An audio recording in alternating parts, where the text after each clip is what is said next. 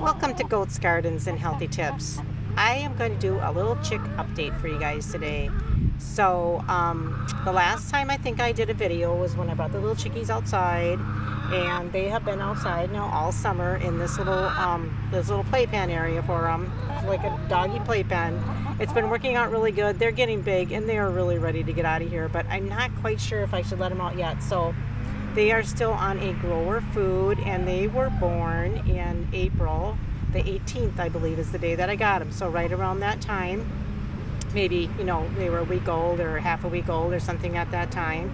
And so if they're probably, I'm going to say 12 weeks old, April, May, June, July. It's July 24th. They're probably about 12 weeks old. And I know that, I think recommended is 16 weeks. And then laying usually starts around 20 weeks. So I'm not quite sure what to do yet. They're really tired of being in here, and they're getting bigger, but I have a little bit of my grower food left yet, so I think I'm going to finish that up, and then I'll see if I decide that I'm going to integrate them or if I'm going to just keep them in here for a little bit longer. My original plan was to keep them in here until mid-August, but you know what? They're getting big, they're getting bored, and we'll just see what we decide to do.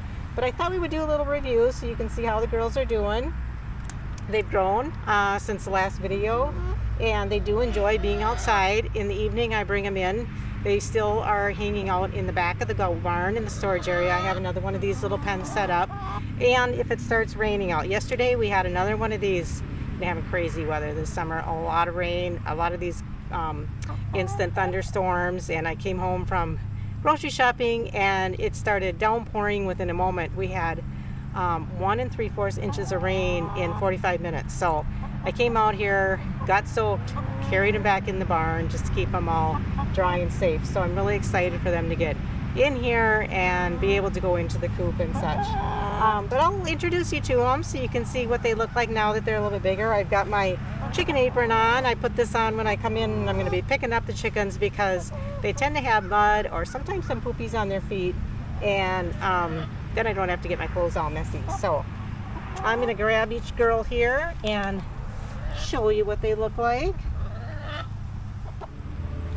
So here is Miss Blossom.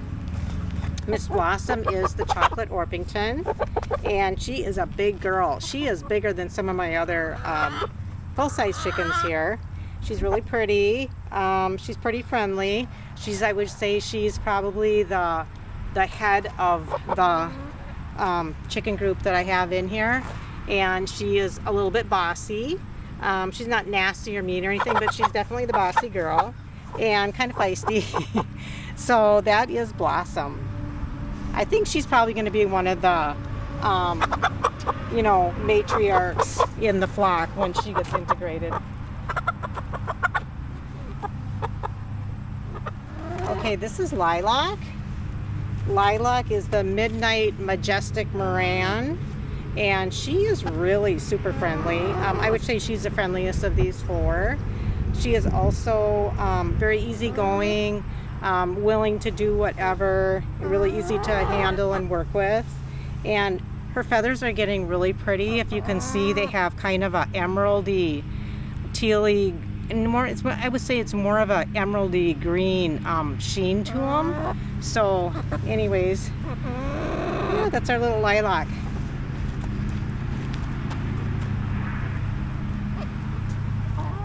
And this is Nini. She's named after my sister, and that's what we called my sister when we were little. My brother and I were much younger than her. So she's got a special name, and she's a special chicken. She's the silver-laced Wyandotte. Beautiful feathers on her. She's also, all four of these are very friendly chickens. She is, I would say, out of these, I think of her as like the investigative one, kind of feisty, but very interested and investigative of new things, and very alert, and likes to explore. When I carry her from the barn in here, she's looking all over the place and wants to kind of investigate things. So that is our little Nini.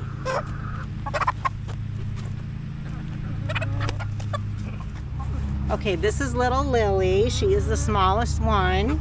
She is the Barred Rock, and I just love these patterns of these chickens. She is a little bit more shy and timid. She's very gentle-natured. and just seems like really friendly, gentle natured, really social with the other chickens, but more timid. And I feel like she'll kind of be one that I hope isn't going to get picked on, because she just is a little bit more timid. So, and she's smaller, but she is really a sweet chicken.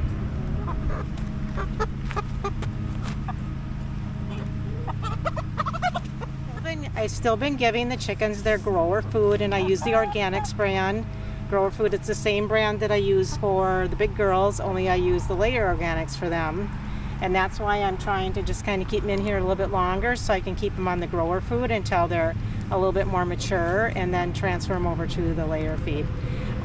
One thing that I've been trying to do to integrate them with the big chicks are very curious about them. They're always excited when I get the little ones out here in the morning. And so what I've been doing is I sprinkle some scatter out here and in there at the same time. And so then the big chicks will come over, they'll eat the scatter. They're going to stick their heads through here all the time, because they want what the little ones want. The little ones don't want the big ones want. It's just kind of that law of nature. So I'm going to put some out here, and you can see how they kind of do that. And I'm hoping that that will integrate them, so that when we do bring them out with the flock, there's not going to be a lot of pecking and stressful situation.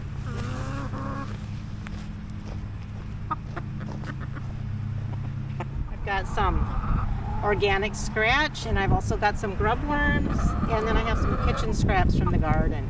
So this is what I've been doing, is just kind of scattering it out like this, and then scattering in here as well.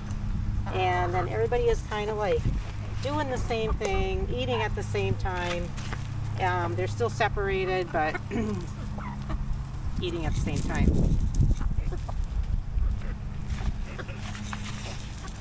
I have just been putting the little chicks' food on the ground now. I used to have a feeder, and they were like demolishing every feeder that I had in there. So now I've just been putting it on the ground and trying to make sure the ground is clean, not full of chicken poop when I put it down.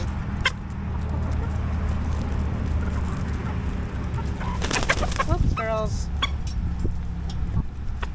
Come on.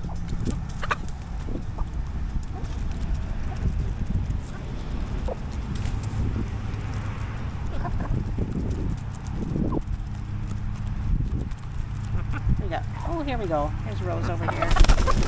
They're a little bit spooked by the camera, so that's why they're kind of fluttering all over the place here. And then we'll give them these greens.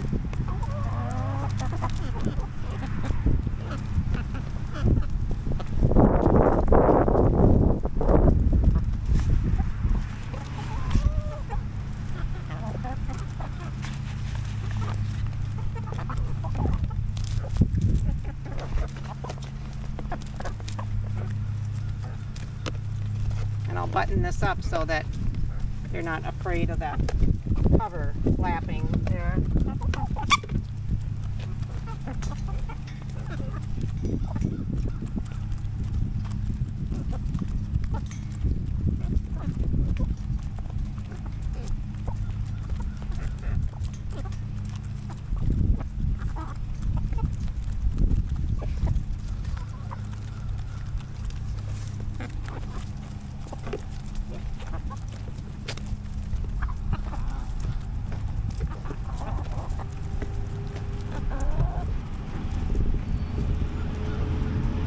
So what usually ends up happening is the little ones come over by the fence. They try to get their head out to get the big ones' food, and the big ones are sticking their heads in there to get the little ones' food.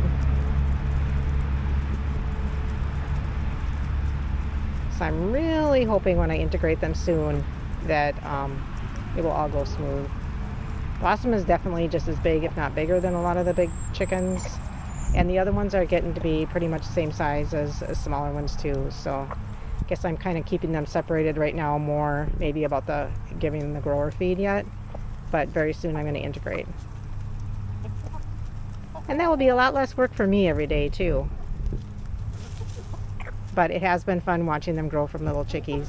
So the next time that we do a view or a review of the young ones will probably be when I integrate them. And we'll see how they do. They sure are fun to watch though, and so appreciative of all the eggs they provide.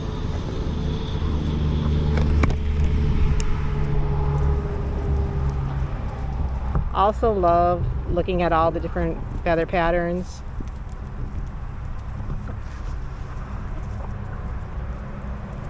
All right, enjoy your summer day. Thanks for watching, and we will do an update when we integrate.